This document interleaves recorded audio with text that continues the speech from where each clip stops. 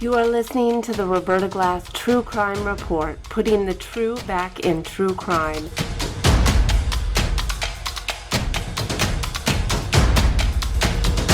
From New York City, Roberta Glass is now on the record.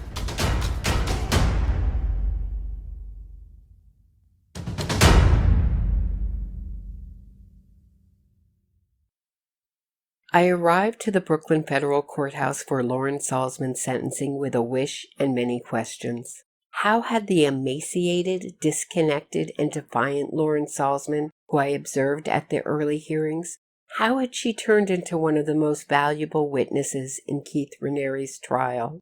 How did she view her role in the cult that her mother, Nancy Salzman, built? And most of all, I wondered if she would serve prison time. Lauren Salzman pled guilty in a closed hearing on March 25, 2019, to 2 counts of racketeering that carried with it, by today's judges' calculations, a possible sentence of 7 to 9 years. However, I hoped she would walk out of today's hearing with nothing more than probation. I wasn't alone. Judge Garifas began today's session with a reference to the enormous amount of support Lauren had received in the letters sent to the court. Even Lauren's victims penned letters that reflected what Garifas described as, quote, an empathy you would not expect, unquote. Lauren Salzman came to court without makeup, in a cotton white shirt, light pink linen face mask, and hair pulled back in a ponytail.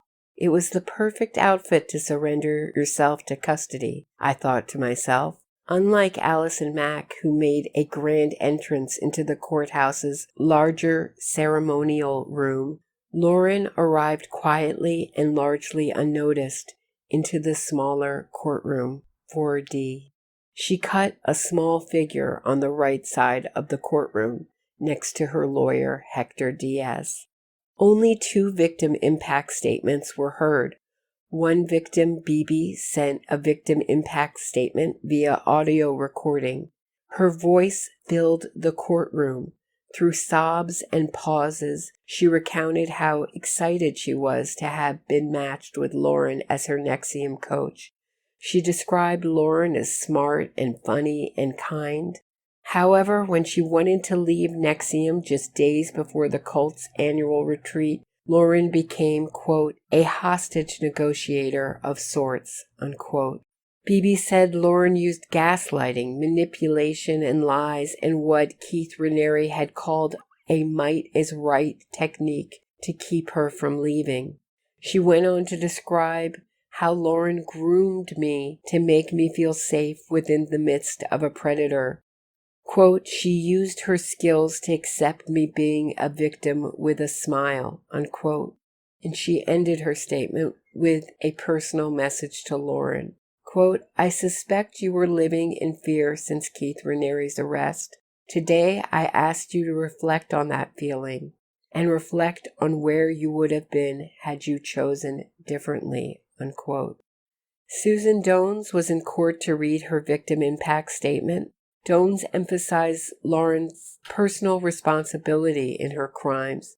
Dones pointed out that Lauren had led a privileged life with plenty of non-NXIVM support to leave if she had chosen to.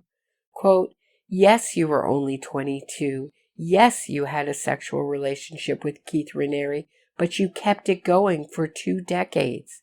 You had a highly paid position in NXIVM and always gave yourself the highest paid jobs.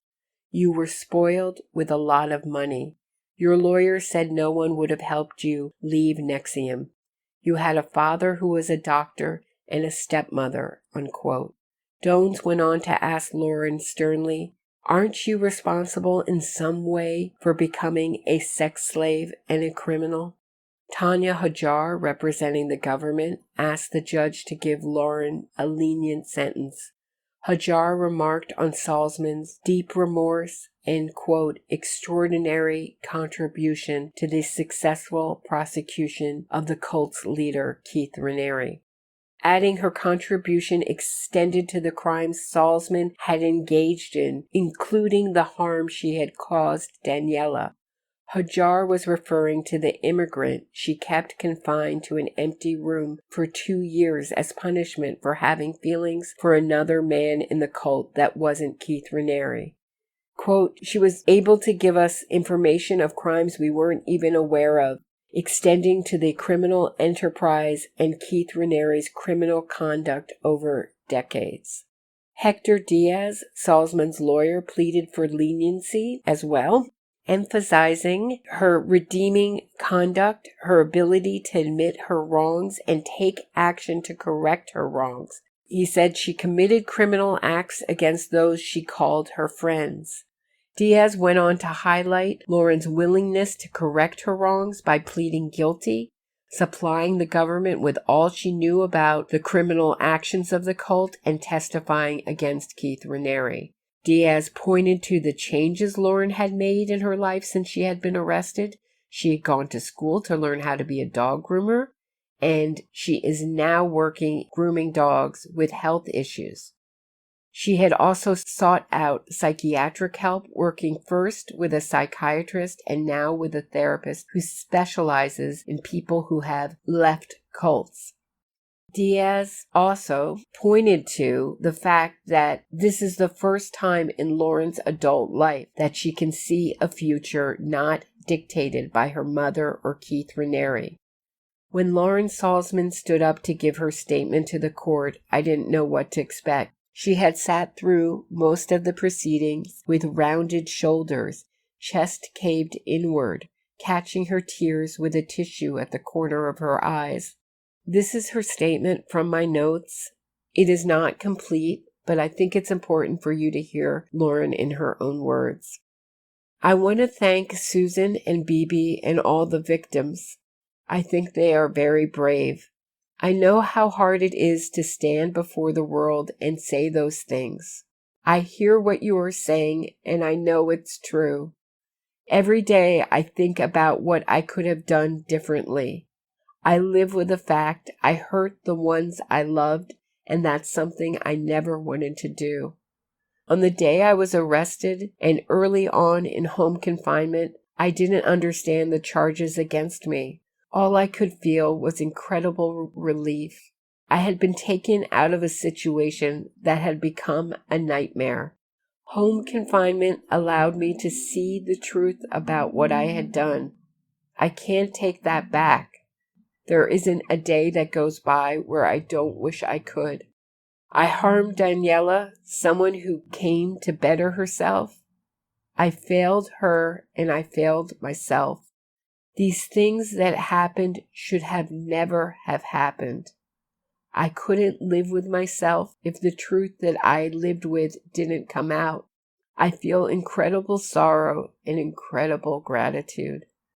I know that may be hard to understand. The way this whole thing has transpired has saved my life. Judge Garifas let the court sit in silence for a moment before he said, quote, "This case has exposed the rawest kind of manipulation and taking advantage of human frailty. The violence imposed on the victims in this case was silent and secretive and manipulative, the kind of violence so difficult to expose and to punish." Then the judge asked the most important unanswered question in the NXIVM story. How did this go on for so long in Albany, New York, even after it was exposed, even after the federal and state authorities were made aware of the ongoing illegality? It is not comprehensible to the court. He went on to thank the prosecutors for salvaging the lives of many people and saving the lives of others who would have been victimized had Keith Raniere not been stopped. Garifas pointed to the seriousness of the crimes Lauren had committed as first-line DOS master. However, he also said he viewed Lauren as a victim of Keith Raniere and her mother, Nancy Salzman. Quote, "Under her mother's and Raniere's influence, Lauren was unable to develop an identity beyond her mother and Keith Raniere." Judge Garifas said Lauren couldn't have picked a career path more different than NXIVM in choosing a career of helping animals. Quote, her dedication to helping animals back to health and serving pet owners shows an empathy and a sense of duty. It's not going to make her rich and powerful. It's just going to make her a whole person. Unquote. Then he took a pause and said, the prosecution has salvaged a life, and that's what we're here to do. We are here to salvage lives. Unquote. He gave Lauren Salzman a sentence of time served and 5 years probation. I walked out of the courthouse, heading home to the subway. It was a bright and glorious summer day in Brooklyn. What an extraordinary and moving sentence hearing. Lauren Salzman seemingly walked out of the courtroom, life saved or life salvaged, or had I been fooled? It's always possible. I believe Lauren showed an empathy with her victims and an acknowledgement of the hurt she caused not heard in the other NXIVM sentencing hearings. Her insight into herself and her behavior during every part of the story portrays someone who has done the long, hard, and painful work of healing themselves. Lauren's words still ring through my head. I feel incredible sorrow and incredible gratitude. I'm not surprised that incredible sorrow would be part of the legacy of the NXIVM story, but incredible gratitude is something I was not expecting.